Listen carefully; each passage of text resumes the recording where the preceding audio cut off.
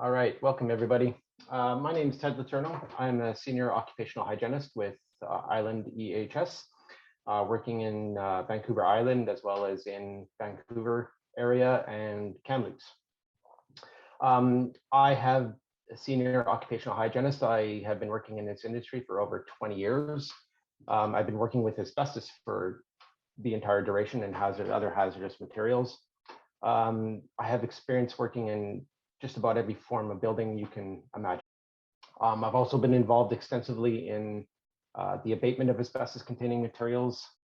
So I hope to bring that level of experience to this presentation. So what we're going to cover today is what is asbestos and why are we still talking about it?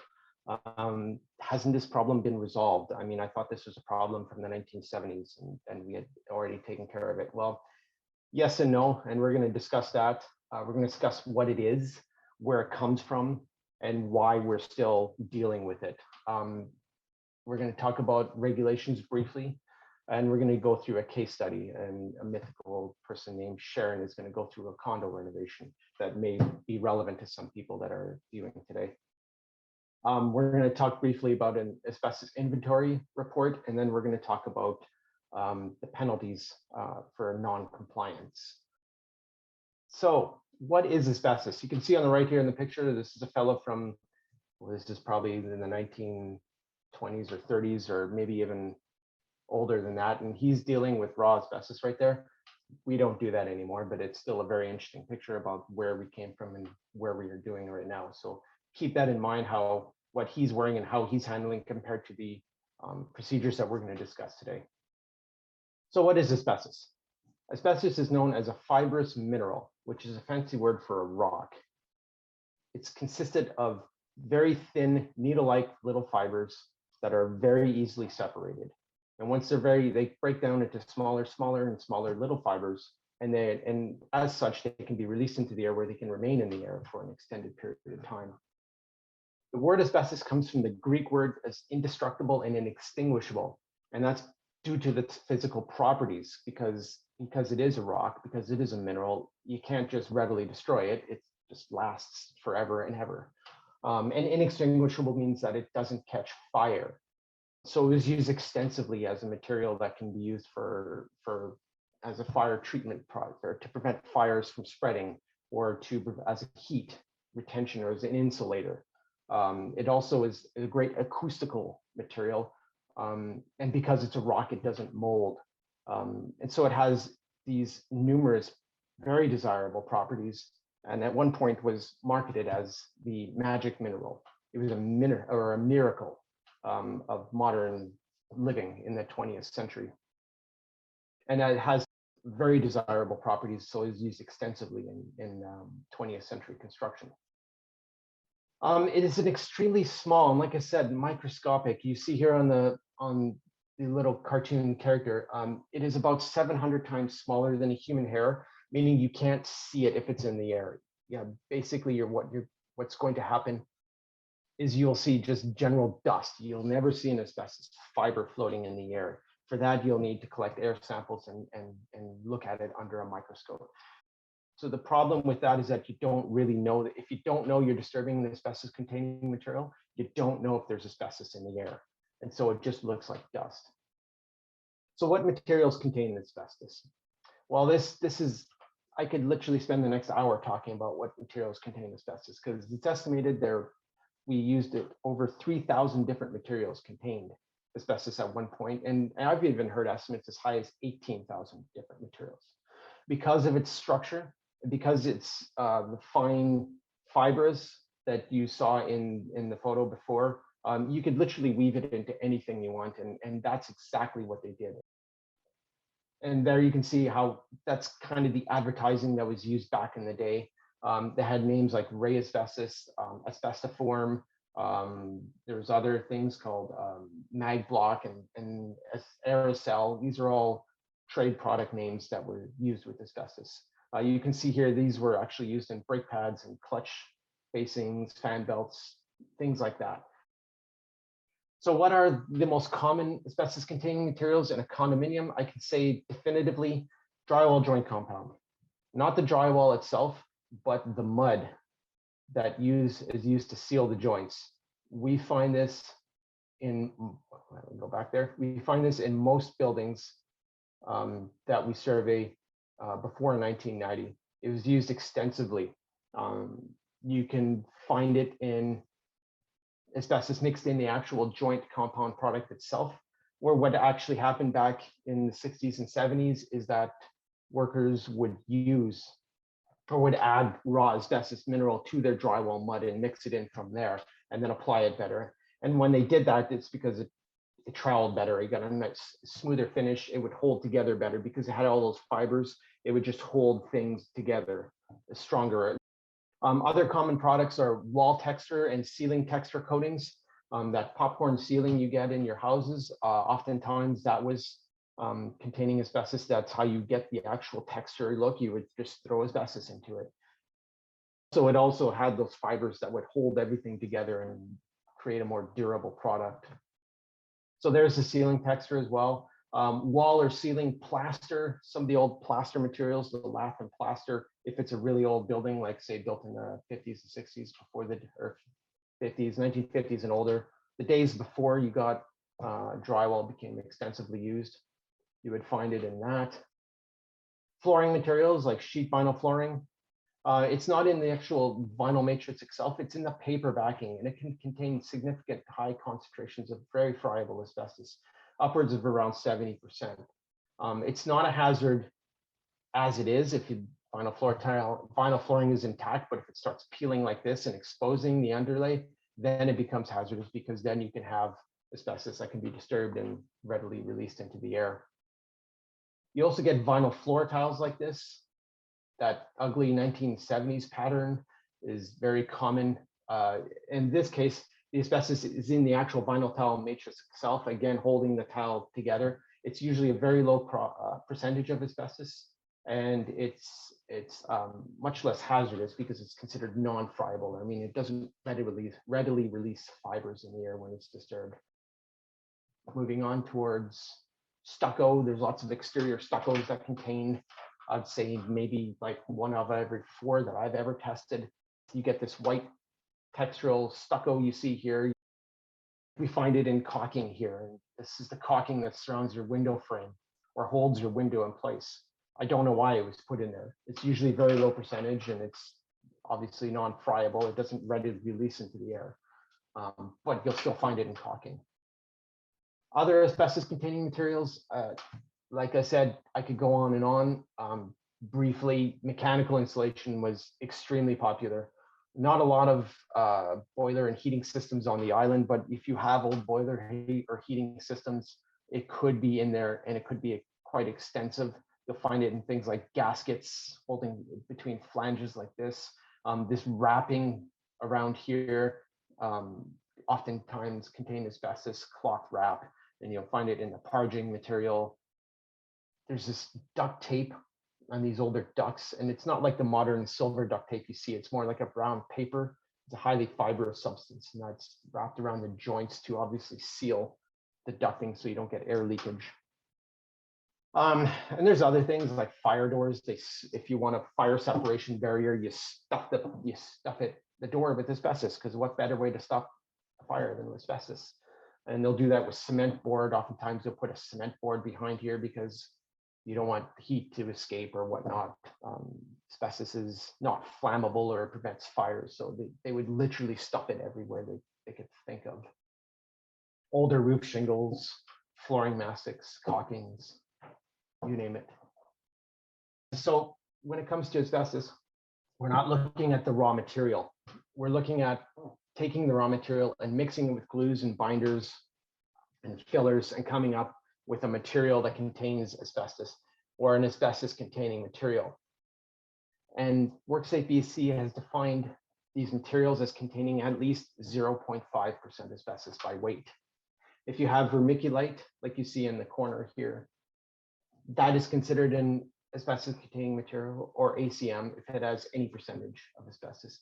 And the reason vermiculite is treated separately is because the asbestos in vermiculite is naturally occurring and it's not bound by anything. And so even though you get trace asbestos in your vermiculite, it can create very hazardous concentrations if it's not removed correctly. And so this is very common across. So this is WorkSafe BC's definition of what is asbestos-containing material. Every province has their own definition. The samples have to be collected by a qualified person, and we'll get into what a qualified person here is in a little bit. And they must be tested at an accredited facility. An accredited laboratory is a laboratory that gets challenged to make by a third-party entity to make sure that they are doing the analysis properly and that they are properly identifying the asbestos and the percentage contained therein. That's the asbestos. So what's the problem with asbestos? What are the health effects? So we know it can become airborne, and breathing in asbestos fibers can be fatal. So what does that mean? Well, if you're doing renovations and you have an asbestos-containing material, here we have some vinyl floor tiles, disturbing or moving any of these ACMs can release asbestos fibers into the air. And they can linger into the air, especially indoor air, which isn't moving. And they can remain in the air where they linger for up to 48 hours. And in that time, that entire 48 hours, you can be inhaling these fibers. And not just that, once they drop out of the air, you say they drop out of the air onto a carpet. You take your vacuum cleaner over that and you re-entrain the asbestos into the air where it can be inhaled over and over again.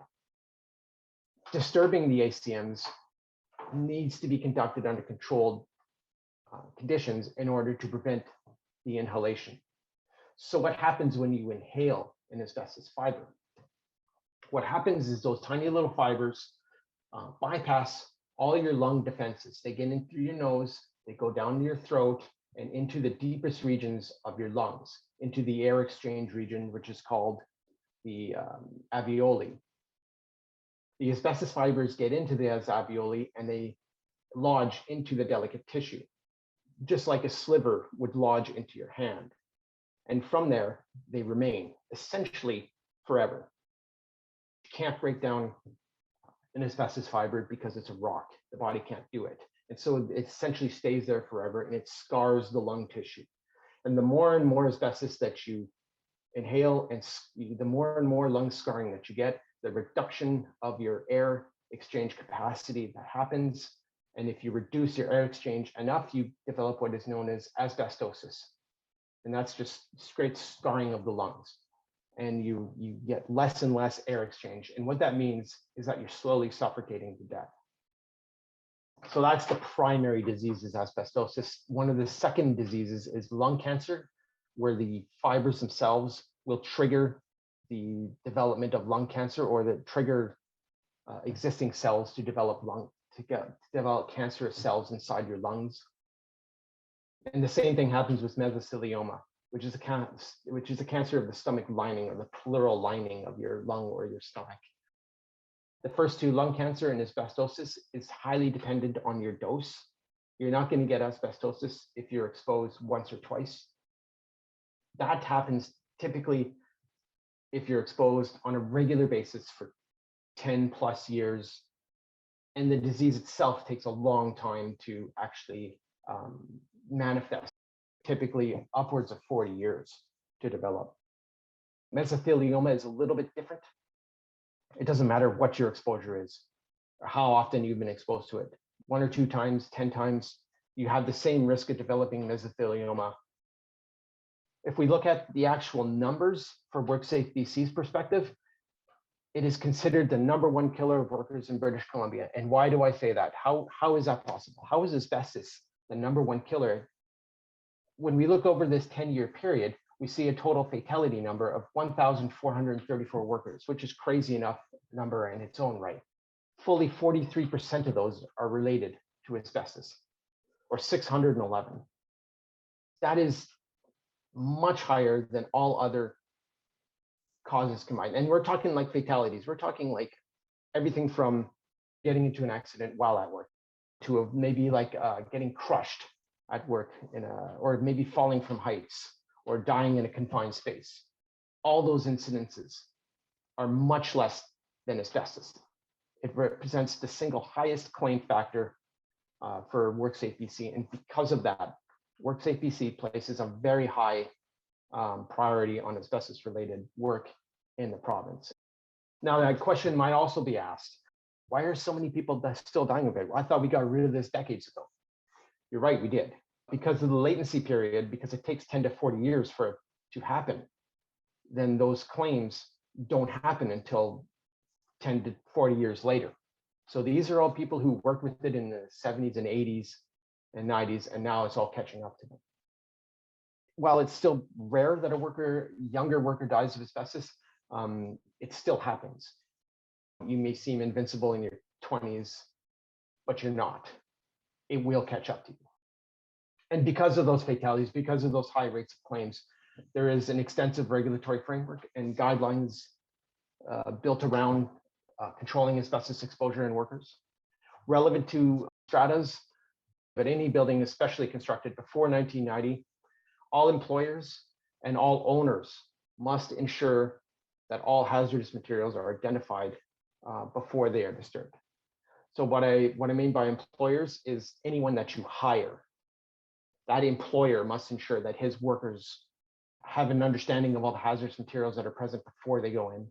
And as the owner, that means you, the owner of the strata. So you, the owner of your individual unit, and you, the collective owners of all your units, are responsible to ensure that all hazardous building materials are identified before anything happens to them. And so this is generally conducted by a hazardous materials survey or investigation. And in that, in the regulations, they want to know, of course, asbestos containing materials, but we're also looking for lead or other heavy metals. And in generally speaking, we're looking at lead paint, other heavy metals, and other toxic, flammable, explosive materials that might be disturbed. So we're looking at things like mercury, PCBs, radioactive components, things like that. And suffice it to say, we're going to focus on asbestos, but other hazardous materials may be present in your workplace as well. You may be thinking like, well, I'm only taking down a wall, or I'm only taking a little bit of, I'm only renovating a bathroom. So why don't I just collect some samples and I'll send it to a laboratory. You can do that, but it won't be accepted by WorkSafe BC as a risk assessment.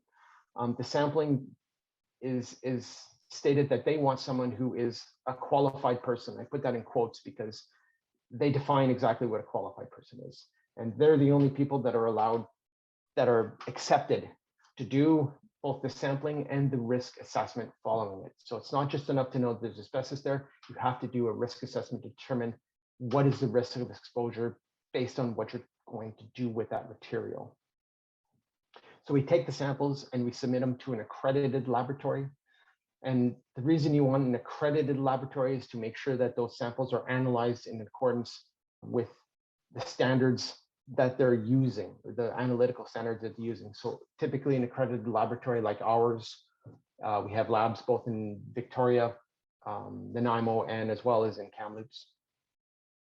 We get challenged on a quarterly basis to make sure that we're doing the analysis in accordance with the regulatory standards. So accredited means that gives you another layer of assurance that it's being done properly. Hi. Okay, so I think that Ted's internet connection might have gone down. So just until Ted gets back online, I'm going to continue on here with as much as I know. So Ted was talking about qualified person. So a qualified person under the occupational safety regulations is defined as these roles. So a certified industrial hygienist, a registered occupational hygienist, a Canadian registered safety professional, a professional engineer who has education and experience specific to asbestos management, and or a combination of experience and training. So that's a very clear definition of the people who are allowed to take samples and who are allowed to do the risk assessment. You could do an entire webinar just about risk assessment. But as an overview, it includes for all of your asbestos containing materials, the type of asbestos, the percentage of asbestos in them, what condition those materials are, friability, whether it's the type of material that could become airborne, the potential for exposure, other potential hazards. And then there's 4 different ways to deal with asbestos. And this is the high level description: encapsulation, enclosure, removing it.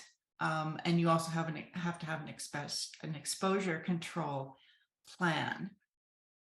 So Ted was going to take us through a case study. So what I had asked him to do is, let's think about the typical kind of renovation that we find owners are often asking for in a condominium building. This would apply as well to townhouses, but we thought, let's take the approach of a condo building that was built in 1988. So Sharon is writing to council and she's requesting permission to do all of these things. She wants to remove that popcorn ceiling texture. She wants to remove a wall to kind of give her an open concept. She wants to remove that old linoleum flooring, and then she wants to put in some new tile. And she also wants to replace a bedroom window. So here's what is going to happen next in that process. Council is going to read her request, and then council should reply with the following things that they're requesting the owner to do. That hazardous materials survey, we call it a hazmat, which again, it doesn't include just asbestos, it includes other hazardous materials, but today we're mostly talking about asbestos. And then that survey also is accompanied by the risk assessment. The Strata Council can ask for those laboratory testing results. That's a good paper trail to protect the Strata Corporation so that you know what's going on. They will have to file, when they go to do the project, what's called a notification of project. That's something to do with WorkSafe BC. The Strata Council could also ask for information about the contractor they're planning to use. Oh, and there we have Ted's back. Sorry, everyone. I will share my screen and then we will get on with this. Great. Thank you so much, Ted. So the risk assessment. So this is where Sharon hired someone like myself, ROH, to take samples and do a risk assessment. So I come in with my tools and whatnot. This in a small condominium, I'd say 1 or 2 bedroom, probably takes about a couple hours to do. I'll take what's known as bulk samples, which means I have to take little pieces of the material itself, put them in sealable bags, send them off to the laboratory, and then they will analyze it for the asbestos content. This case study that we've done, ceiling texture has to come back and contains approximately 2% asbestos. The drywall joint compound contains 1%. The lino sheet flooring, the paper backing that is, contains 70%, which is a very high percentage. And then luckily the window caulking and the stucco didn't contain anything. And so what does this mean? When you give these results to your council, you get written permission for the renovation. And there's conditions for these approvals. So if you've got a council that is got their ducks in a row and they understand this before, they've done this before, they're going to request that the contractor has an asbestos exposure control plan. And what that is a set of rules and guidelines how exactly you're going to control asbestos exposure. You're going to want a notification of permit with WorkSafe BC. And then you're going to want disposable or safe disposal requirements with the Ministry of Environment regulations. You're going to need a copy of any building permits you're going to need for removing the wall and for relocating electrical outlets. And you're going to want that signed indemnity. And what is a notification of project or a notice of project? This is something that WorkSafe BC requires for all asbestos projects, any asbestos material that you plan on disturbing. WorkSafe BC wants to know, and they're going to want to know 24 hours ahead of time at least. Typically, your abatement contractor will do this, so you're going to hire a contractor that's going to do this for you, and they will notify WorkSafe BC. And why does WorkSafe BC want to know? They're going to want to know because they're going to want to know that the asbestos that you're removing is going to be removed properly. So if they see something like 70% asbestos, like in your vinyl sheet flooring, and you decide to remove that, say with moderate risk procedures, that's going to be a red flag for them. They're going to say, hey, hold on a second, time out. That's a high risk activity. And they're going to visit the work site and they're going to determine, like, how are you doing this? And they're going to inspect. And then they do inspect. They use these notification products to, they're not inspecting every asbestos removal, but they inspect enough of them just to make sure that everybody is doing it properly. And so your abatement begins. Your contractor arrives on site. We start seeing signs like this on the site. We got sign-in sheets, we got documentation, all this sort of things comes into play. And then we're going to use what's known as the hierarchy of controls. So this is how we control the asbestos exposure. Any kind of hazard in the workplace, really, we use the hierarchy of controls. In asbestos-specific projects, elimination and substitution are what we're doing in the condo itself. So we're eliminating the risk of asbestos by removing it entirely, and we're substituting it with something that doesn't contain asbestos. And so that's fine, and that's fine for the homeowner. For the contractor, they're worried about engineering, administrative, or personal protective equipment. It goes from the most effective control to the least effective, and you can see that just PPE alone is going to be the least effective. If you add administrative and engineering controls to that, you add layers of controls to protect both the workers and the occupants. So in terms of the ceiling texture removal, this is considered a high risk of exposure, and so it's considered a high risk project. And you need a high level of controls to prevent worker exposure, and you need a high level of controls to prevent asbestos from migrating and exposing non-protected workers as well, say like the homeowner or your neighbors or whatnot.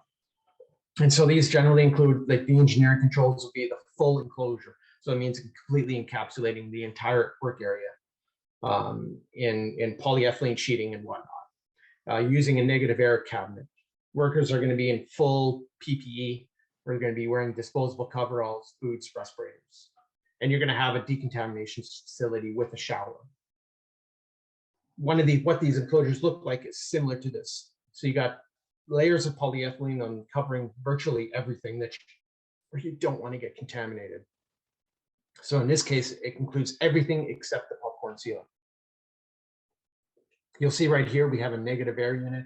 And what that does is bring air into the cabinet. So everything in the whole containment is sealed off, and air flows into the containment and through the air filter, and then gets filtered and gets exhausted outside.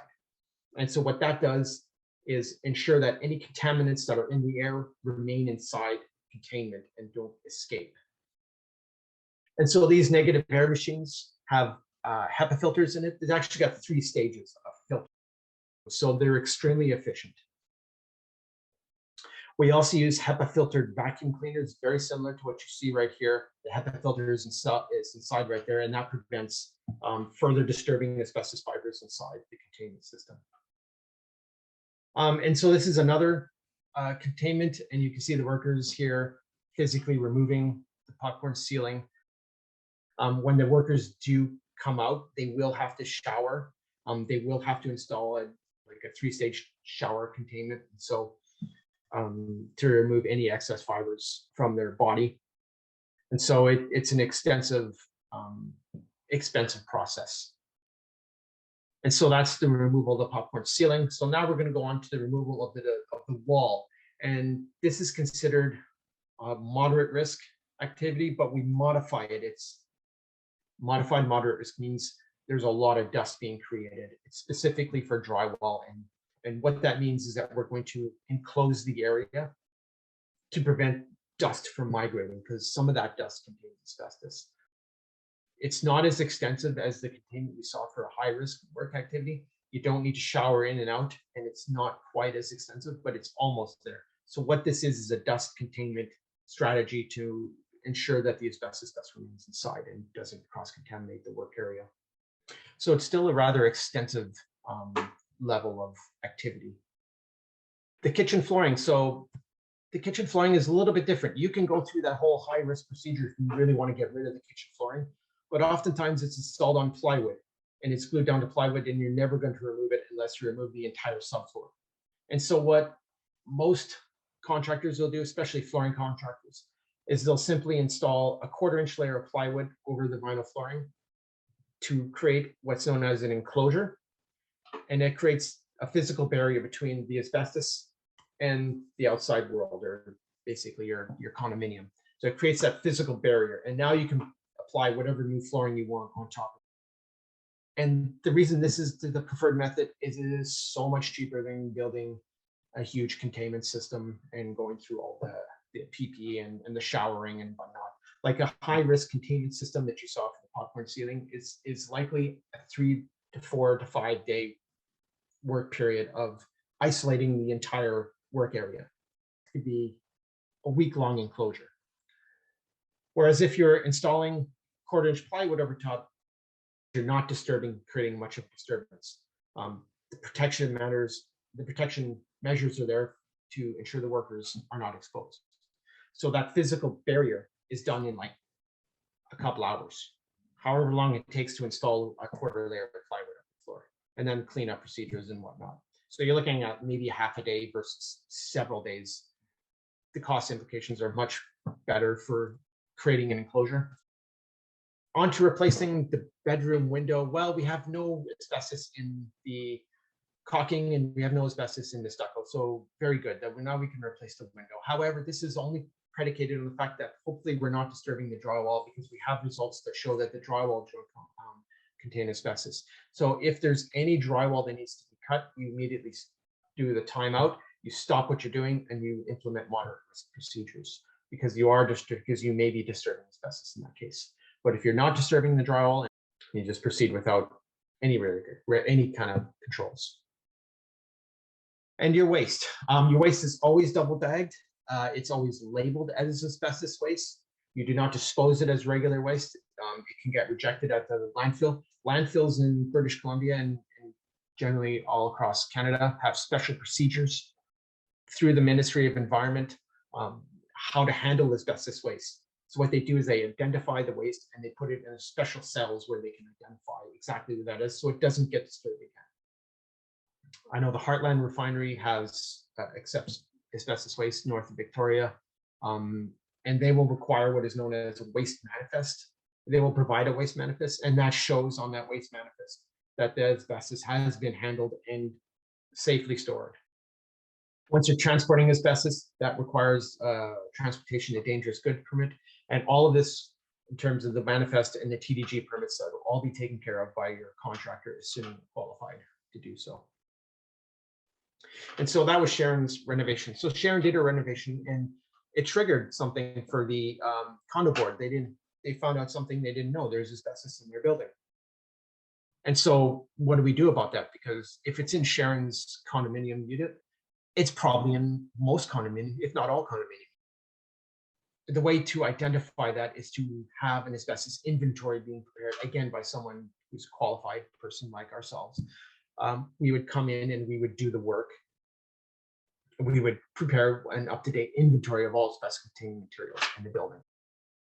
I think WorkSafe BC requires maybe 30% of all suites. We would look at all the common areas like corridors and mechanical areas, electrical closets, that sort of thing, the exterior of the building. And we would do our sampling for asbestos materials.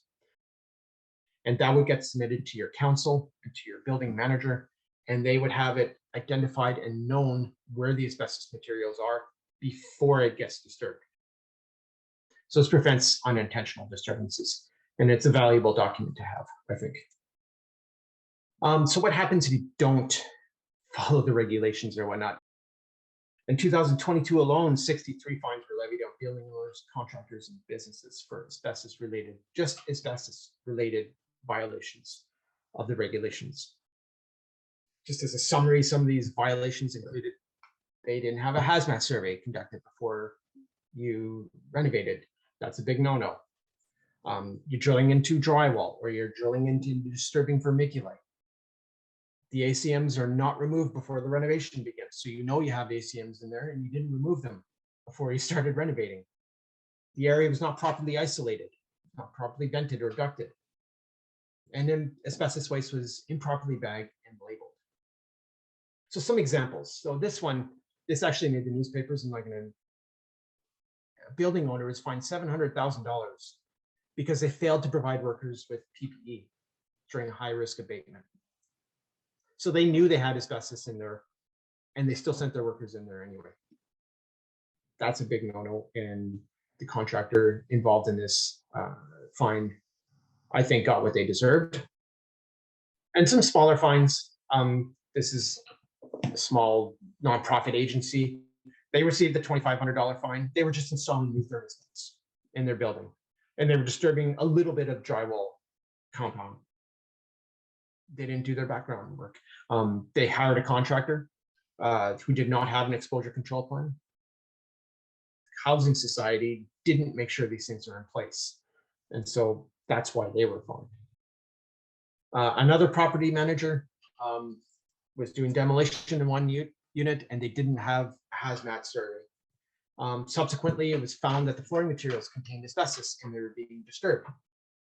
The asbestos was not in sealed containers. There was no written safe work procedures. And again, this is a high risk offense. And again, probably a first offender, which is why the fine was quite minimal. Once you become on WorkSafe BC's radar, then you're on their radar, and they're going to be on you until they're satisfied that you're doing it properly. Again, you can just Google WorkSafe BC to see who is actually fined and penalties and what actually happens. You can do the same for when we're looking at fatalities. It drives home exactly how serious the issue really is. And that's all we have for today. I apologize for my computer locking up, but I'd like to thank Wendy for having me here today.